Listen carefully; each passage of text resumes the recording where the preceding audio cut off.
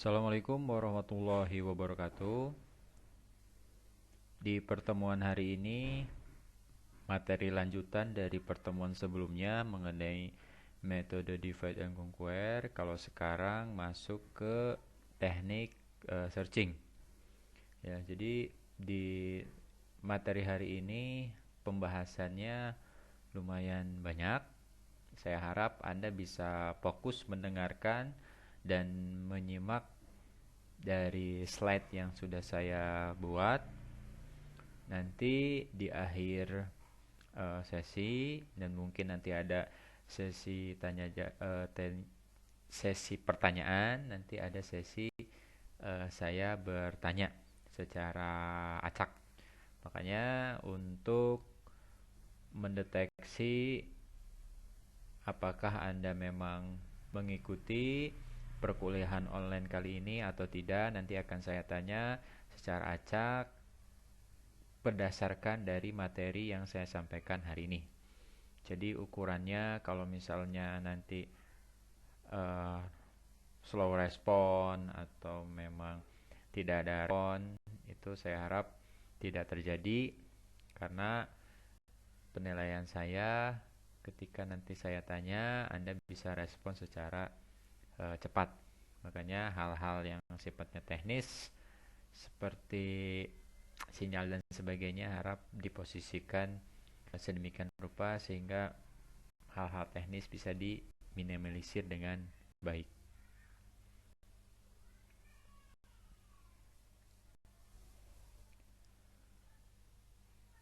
Saya mulai dari definisi searching ya. Jadi jika mengacu kepada arti dari bahasa Indonesia, searching itu pencarian. Tidak bisa kita pungkiri bahwa di dalam sebuah sistem informasi secara umum, di dalam sebuah software secara khusus, metode pencarian itu merupakan metode yang wajib harus ada. Dalam hal ini, metode searching di dalam logika algoritma akan menanamkan cara berpikir Anda mengenai proses pencarian itu seperti apa sih. Karena jika mindsetnya adalah user, metode pencarian itu ya udah Anda membutuhkan data A, Anda cari A, muncul. Dari sisi user ya seperti itu cara berpikirnya. Tapi dari sisi programmer, dari sisi engineer, Anda harus mengetahui kok ketika mencari A bisa langsung jadi muncul A. Langkahnya seperti apa, algoritmanya seperti apa. Nah, itu yang harus ada di dalam pikiran Anda karena saya tidak akan pernah bosan, Anda itu jangan berpikir sebagai seorang user, tapi berpikirlah sebagai seorang engineer, berpikir sebagai seorang programmer, supaya Anda masih di dalam track yang tepat. Ya, makanya sederhana aja sih cara berpikirnya. Kalau materi-materi yang terdahulu Anda mayoritas masih pusing, mungkin mindset Anda masih berada di dalam tracknya user.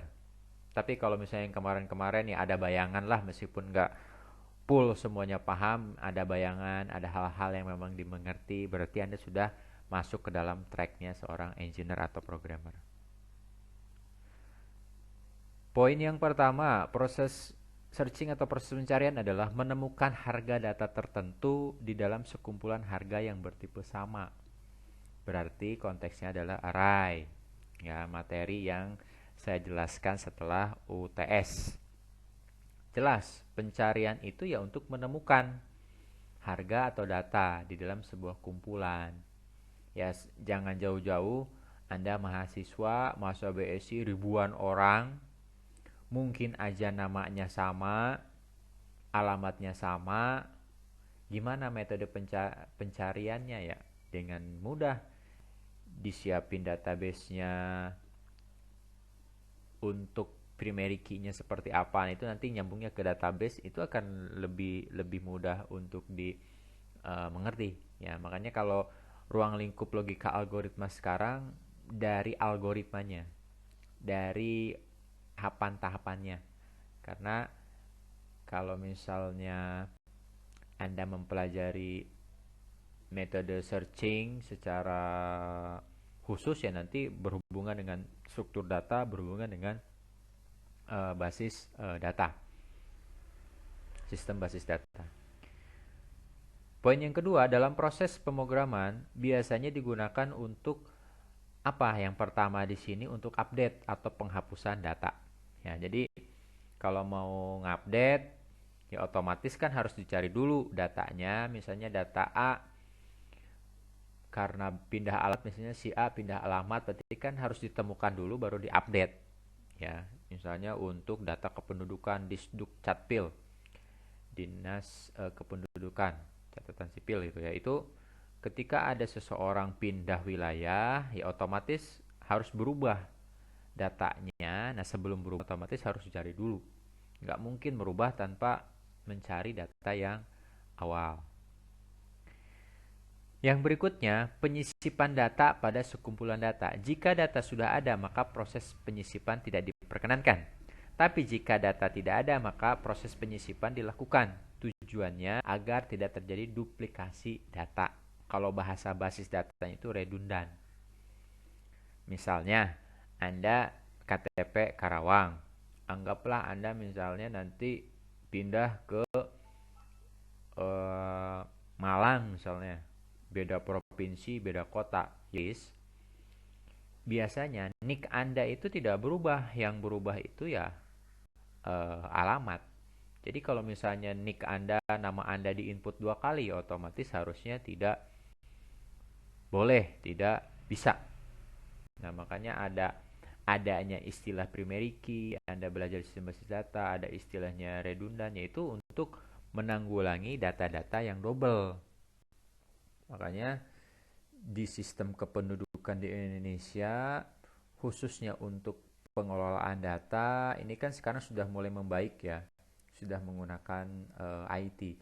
Ya, Anda pun nanti untuk KKP, untuk tugas akhir bisa masuk tuh ke area e-government, pengelolaan data-data kependudukan khususnya. Karena kan Indonesia 200 juta lebih jiwa, ya tentu saja ini perlu pengelolaan yang baik, yang signifikan. Tujuannya supaya pengelolaan data yang baik. Contoh, pilkada nanti 9 Desember. Datanya ya harus valid, jangan sampai yang udah pindah dapat undangan, yang baru umurnya 2 tahun dapat undangan, yang mohon maaf yang udah meninggal masih dapat undangan untuk pencoblosan. Yang bermasalah apa? Pengelolaan datanya. Ya makanya ada kemarin tuh sensus penduduk ya, memang supaya ketika ada kegiatan yang berhubungan dengan pilkada misalnya, yaitu harus benar-benar sesuai dengan kenyataan. Ada error nggak terlalu besar persentasenya. Ya, jadi kalau saya ambil kesimpulan di sini, kesimpulan awal bahwa searching ini digunakan untuk proses update, penghapusan data, penyisipan data, karena seperti itulah memang ketika sistem informasi itu diterapkan, ketika sebuah software itu diterapkan.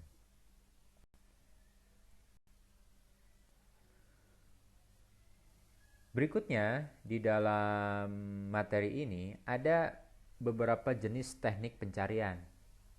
Jadi bukan berarti mencari itu hanya ada satu cara, tapi ada beberapa teknik, ada beberapa cara. Yang pertama ini ada yang namanya teknik pencarian tunggal. Ya, pencarian tunggal ini dibagi dua lagi. Ada teknik sequential search atau linear search. Yang kedua ada teknik binary search. Jadi kalau misalnya nanti di UAS, sequential sama dengan apa misalnya? Nah itu sequential itu ya sama dengan linear search, artinya berurutan. Ini untuk pencarian tunggal. Ini pencarian tunggal itu ya satu data atau satu harga. Kalau biner, nah kalau biner ini identik dengan dua, ya dengan dua. Jadi Kalau misalnya sequential ini berurutan pencariannya, kalau binary search itu ada pembagian bagi dua. Yang berikutnya, selain pencarian tunggal, ada pencarian nilai max min. Ya, nilai maksimum dan nilai minimum. Di sini ada yang namanya teknik straight max min, ada juga teknik DNC. Nah, jadi yang Anda akan pelajari hari ini itu yang pertama teknik pencarian tunggal. Pencarian tunggal berarti hanya mencari satu komponen data atau satu harga data, di mana tunggal ini dibagi dua, ada sequential sama binary. Kemudian yang kedua ada teknik pencarian nilai max min. Ini juga kalau nama max min ya berarti ada dua data yang diambil, ya ada nilai maksimum dan ada nilai minimumnya. Nilai max ini bagi dua, ada straight max min dan teknik DNC.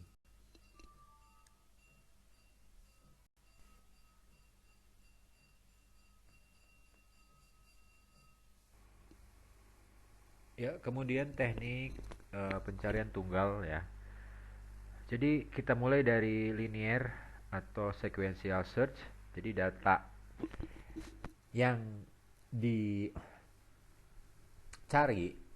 dengan menggunakan linear atau sequential search itu harus terurut ataupun belum terurut. Jadi boleh belum terurut ataupun sudah terurut ya. Jadi ini fleksibel kalau linear atau sequential search. Nah, proses di dalam pencarian sekuensial, poin pertama di sini bahwa sekuensial ini merupakan algoritma pencarian yang paling sederhana ya, karena memang berurutan. Mirip dengan cara kerjanya di materi DNC kemarin ya, di selection, di sorting. Karena kan sorting sama pencarian ini memang kekerabatannya dalam tanda kutip berdekatan ya fungsinya. Poin yang kedua, proses pencarian beruntun atau sekuensial ini proses memeningkan setiap elemen ya di dalam larik atau array satu persatu secara beruntun dari elemen pertama sampai elemen yang dicari dan seluruh elemen yang sudah diperiksa. Nah, di sini yang di bold, mau datanya belum terurut ataupun sudah terurut, bisa menggunakan algoritma pencarian sekuensial ya, karena nanti berbeda dengan metode yang berikutnya yang nanti akan saya jelaskan.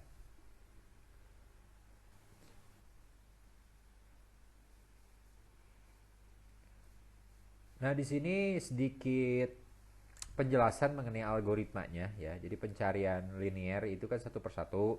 Makanya di sini algoritmanya tentukan i sama dengan 1, ketika nilai 1 lebih kecil atau lebih besar maka x, maka tambahkan 1 sama dengan 1 plus 1. Ulangi langkah tersebut sampai ketemu. Ya, nah di sini kan kemungkinannya cuma 2. Proses itu pencariannya bisa gagal atau bisa sukses. Ya. Jadi kondisi-kondisi seperti ini ya mungkin saja terjadi untuk proses pencarian.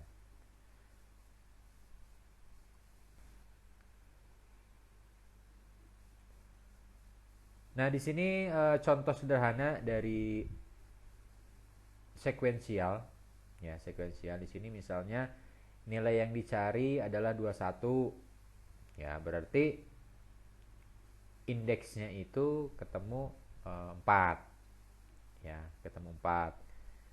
Karena kan di sini 13, 16, 14, 21, 76, 21. Berarti 21 yang awal, bukan 21 yang indeks terakhir. Kemudian nilai yang dicari 13, maka otomatis indeksnya itu kan ketemu 1. Kalau misalnya nilai yang dicari 15, karena di deretan angkanya tidak ada angka 15, maka indeks ketemunya adalah 0. Kenapa harus ada indeks? Karena tadi di slide sebelumnya sudah saya jelaskan bahwa kumpulan nilai yang dicari itu identik dengan array. Nah, di bahasan array kan saya sudah jelaskan. Jadi jika ada yang bertanya, bagaimana cara membedakan nilai atau data yang ada di dalam array. Nah, bagaimana cara membedakannya? Ya dilihat aja dari indeksnya. Ya seperti halnya nama mahasiswa. Nama mahasiswa bisa sama. Satu kelas bisa 5 orang, bisa 10 orang, sama. Namanya sama. Gimana cara ngebedainnya? Lihat aja dari NIM-nya. Kalau dihubungkan dengan basis data, indeks itu ya primary key-nya. Ya, kata kuncinya. Karena ketika berbicara kata kunci berbeda ya, Anda punya kendaraan, punya motor, ya nggak mungkin plat nomornya sama T1234 ada 10 motor misalnya, nggak mungkin sama karena pasti plat nomor itu dijadikan sebagai primary key kalau istilahnya di basis data, kalau misalnya istilah di array itu sebagai indeks. Berikutnya yang kedua dari pencarian tunggal ini ada yang namanya binary search. Nah, kalau binary search kondisinya data itu harus sudah terurut. Jadi kalau yang belum terurut tidak bisa menggunakan binary search. Ya, sudah kelihatan perbedaannya ya antara sequential atau linear search dengan binary search. Kalau sequential atau binary search, pencariannya itu boleh untuk data yang terurut maupun yang belum terurut. Tapi jika binary search itu hanya diperuntukkan untuk data yang sudah terurut. Ya, di sini metode pencariannya jelas ya. Masih sama, mencari di sekumpulan data. Terurutnya ini bisa ascending atau descending, menaik atau menurun, yaitu nanti tergantung kebutuhan. Poin berikutnya, metode ini digunakan untuk melakukan pencarian ya, secara cepat dengan data yang sudah terurut. Jadi ketika ada sekumpulan data tapi belum terurut, ya itu jelas harus menggunakan sekuensial. Tapi ketika data sudah lebih cepat, otomatis menggunakan binary search. Nah, di sini konsep pencariannya dari binary atau bagi dua ya. Jadi di sini ada, kalau di sorting itu ada merge sort gitu ya. Ada bagi dua, diurutkan bagian satu, urutkan bagian dua, intinya dibagi dua. Kalau di teknik pencarian ini juga sama. Nah, di sini ada langkah pertama ini elemen larik, elemen tengah. Jadi ada elemen-elemen yang nanti akan dilihat ya. Saya lanjut ke contohnya saja supaya jelas.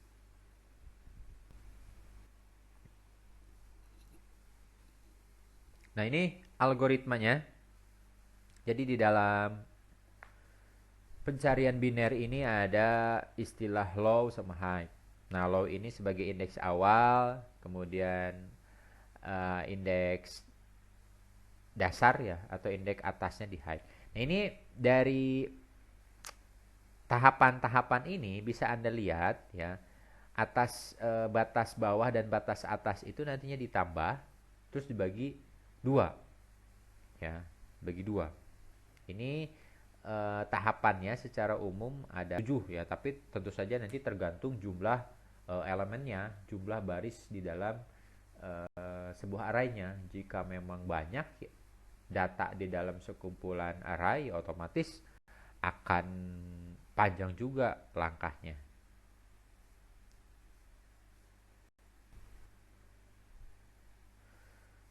Nah, di sini saya contohkan itu yang pertama, datanya itu ada 81, 76, 21, 18, 16, 13, 10 dan 7. Ya, ini hanya berapa nih? Hanya ada 8 elemen. Nah, di sini kan yang warna kuning tuh yang 1 2 3 4 5 6 7 8 itu namanya indeks. Nah, yang low-nya ini sebagai batas bawah ya, karena kalau di sini itu kan menurun ya, dari angka 81 menurun ke angka 7. Nah, di sini low-nya ada 1, kemudian di indeks 1, high-nya ada di indeks 8. Yang dicari misalnya X sama dengan 18. Nah, langkahnya adalah low-nya itu kan berarti angka 1, indeks 1, dan high-nya itu berarti angka 8. Makanya elemen tengahnya itu 1 plus 8 dibagi 2. Ya, 1 dibagi 2 berarti 9 dibagi 2. Nah, 9 dibagi 2 kan 4,5. Jadi dibulatkan masuk ke 4. Ya, ke 4 kita bisa cek di sini. Coba lihat indeks 4 itu nilainya berapa. Nah, indeks 4 ini di blok warna hitam ini, abu-abu maaf, ternyata nilainya adalah 18. Ya, 18. Jadi indeks 4 ini di atasnya adalah nilai 18. Langkah kedua, betul nggak nih angka X yang dicari tadi sama dengan nilai yang ditentukan oleh rumus 1 tambah 8 dibagi 2. Nah, ternyata apakah 18 sama dengan 18? Oh, berarti true. Maka X ditemukan. Otomatis kalau sudah ditemukan berarti pencarian dihentikan. Nah, ini kan kalau lihat penjelasan ini Anda langsung berpikir, wah ini mah kan langsung ketemu Pak. Kalau nggak langsung ketemu gimana? Nah, ini akan saya contohkan kembali ya. Jadi kalau lihat ilustrasi pencarian biner ini harus bisa dipahami, low sama high-nya itu ditambahkan dibagi 2. Nah, kalau di sini kebetulan ya langsung ketemu nilainya ya. Ini contoh yang pertama. Contoh berikutnya. Nah, misalnya di sini yang dicari adalah X16. Kalau yang tadi kan yang dicari adalah X18 ya. Kalau sekarang X16. Kalau X16 gimana? Langkah awalnya sama. Ya, langkah awalnya sama di sini. 1 tambah 8 berarti 9, 9 bagi 2 berarti 4. 4 berarti nilainya itu 18. Apakah 16 sama dengan 18? Tentu saja berbeda. Sehingga diputuskan pencarian itu di kiri atau di kanan. Ya. Nah, karena 18 lebih besar daripada 16, ya, maka pencarian dilakukan di sebelah kanan. Jadi yang di sebelah kiri ya udah diabaikan aja karena kondisinya 18 itu lebih besar daripada 16.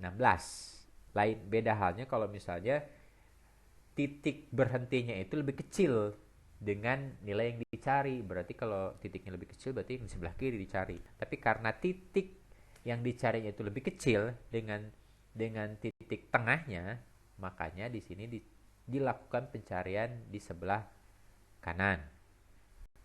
Ya, berarti kita punya yang namanya indeks baru.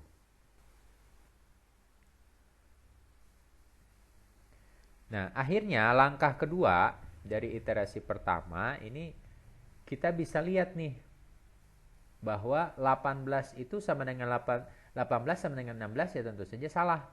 Makanya di sini muncul indeks yang baru. Ya, muncul indeks yang baru. Sama, ada low, ada high-nya juga. Karena 1 sampai 4 sudah kita abaikan, berarti kita ketemu indeks yang baru yaitu 5, 6, 7, 8. Ya, batas bawahnya berapa? 5, batas atasnya 8. 13 dibagi 2 dibulatkan jadi 6. Nah, 6 ini nilainya berapa? Ternyata nilainya adalah 13. 13 apakah sama dengan 16? Salah. Sehingga diputuskan di mana? Pencarian di kiri atau di kanan.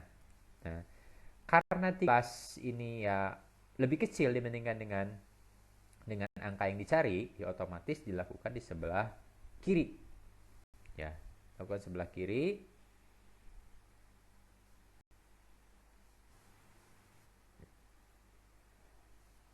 Akhirnya masuk ke langkah berikutnya, yang sebelah kanannya dihapus. Sekarang kita punya indeks baru, ya, indeks baru hanya dihapus seperti itu. Indeks barunya berapa? 5. 5 tambah 5 dibagi 2 sama dengan 5. 5 indeks 5 nilainya berapa? 16. Nah ini kan pencarian terakhir nih. 16 ini sama nggak dengan yang ditanyakan di awal? Oh ternyata sama, 16 sama dengan 16, true. Maka X ditemukan dan otomatis pencarian dihentikan. Jadi karakteristik dari binary search itu adalah dibagi dua dengan melihat batas atas dan batas bawah. Ya, semakin banyak data yang ada di dalam sebuah array dengan catatan sudah berurut, ya otomatis langkah atau iterasinya pun akan semakin banyak. Apakah setiap pencarian itu harus selalu ditemukan? Ya tentu saja tidak. Kalau misalnya datanya yang dicari tidak ada, ya otomatis pencarian gagal, ya. Atau bahasa di sistem operasinya deadlock lah, tidak berlanjut.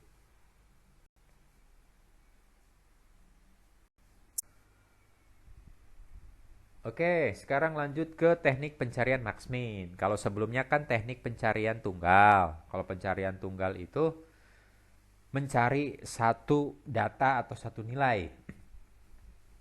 Kalau max-min ya otomatis dua, ada nilai maksimum dan ada nilai minimum.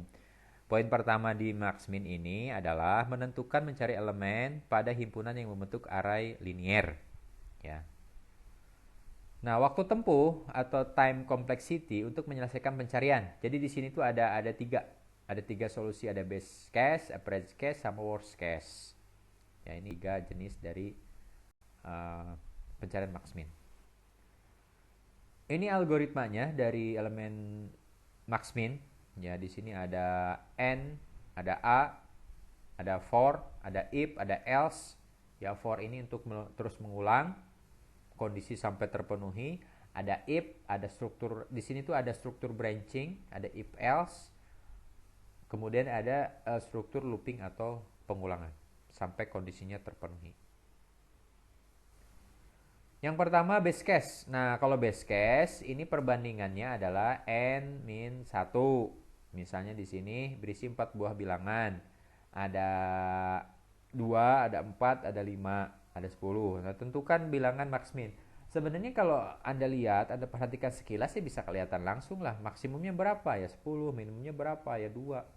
Tapi dengan cara algoritma, ya tentu saja ini nggak bisa langsung seperti itu.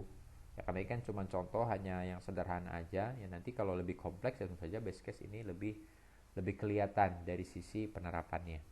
Berarti di sini ada 4 buah bilangan. Nah, 4 buah bilangan di sini berarti masuknya ke n. 4 dikurangin 1, rumusnya kan base case itu kan n-1. Nah, n-nya di sini kan jumlah bilangannya. Berarti 4 kurangin 1 berarti ada 3 satuan, ya 3 satuan operasi.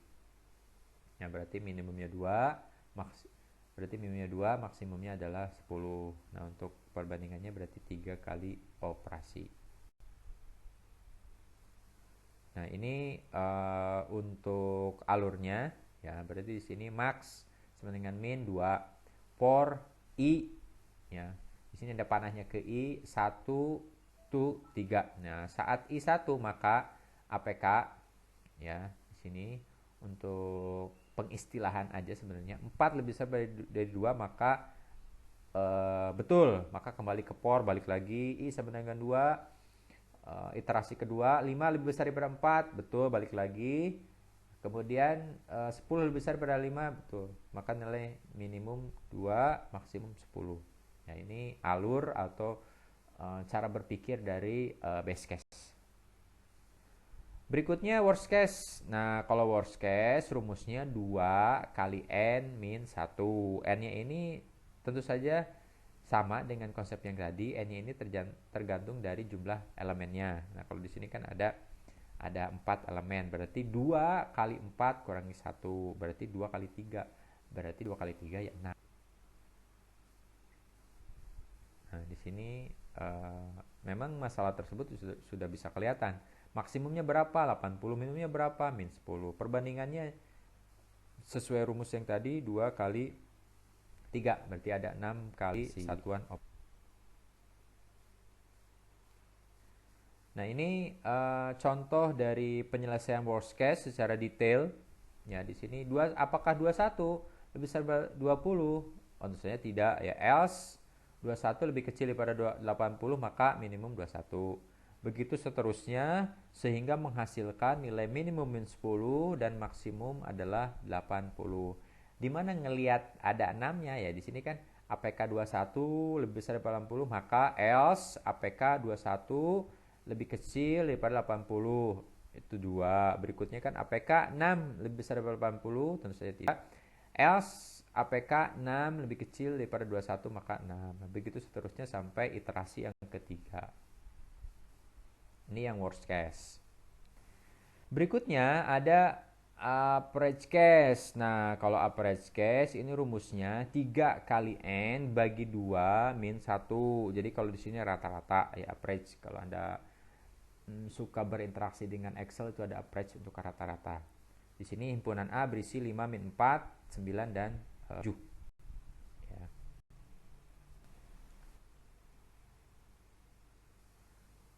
Nah, berarti di sini 3 kali 4 bagi 2 min 1, berarti ada 5 kali satuan operasi. Kalau ngelihat dari jumlah maksimum dan minimumnya jelas 9, maksimumnya minimumnya adalah min 4. Cuman alurnya kayak gimana? Bisa saya jelaskan berikutnya.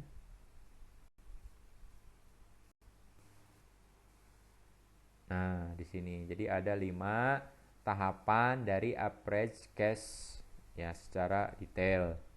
Di sini ya. Jadi ada for i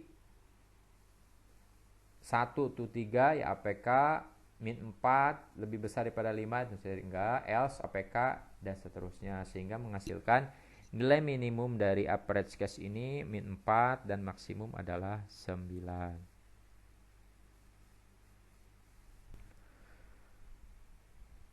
Berikutnya yang terakhir dari Max-Min adalah teknik DNC atau divide ya, and conquer. Mirip-mirip yang kemarin. Kalau divide yang conquer kemarin kan lebih ke sorting, pengurutan. Kalau sekarang pencarian. Nah, di sini contohnya adalah ada 9 bilangan. Ya, ada A1 itu 22, A indeks 2 itu 13, sampai dengan A9, indeks 9 adalah 47. Ini gimana cara mencari nilai minimum dan maksimumnya? Kalau di sini kayak ibaratnya kayak akar, kayak pohon. Lagi-lagi, kalau Anda berpikir sederhana, kalau Anda berpikir sempit, Pak, nggak usah pakai metode-metode lah. Maksimum minimum kan udah kelihatan di sini. Minimumnya itu min 8, maksimumnya adalah 60. Udah kan, Pak? Jadi memang kalau Anda ingin langsung menentukan minimum maksimum bisa seperti itu. Cuman yang harus digarisbawahi, cara berpikir ketika Anda mempelajari metode searching ini bukan seperti itu. Bukan juga berpikir, disusah-susahin ini mah Pak. Bukan gitu juga. Ya makanya Anda ngikutin aja dulu. Open mind dulu. Ya, karena nanti Anda akan tahu apa yang Anda lakukan sekarang tujuannya buat apa.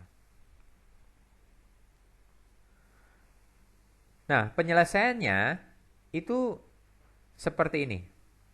Ya. Jadi kayak dibikin kayak struktur organisasi ya, dimulai dari 1,9. 1,9 ini maksudnya 1 sebagai batas bawah, 9 sebagai batas atas.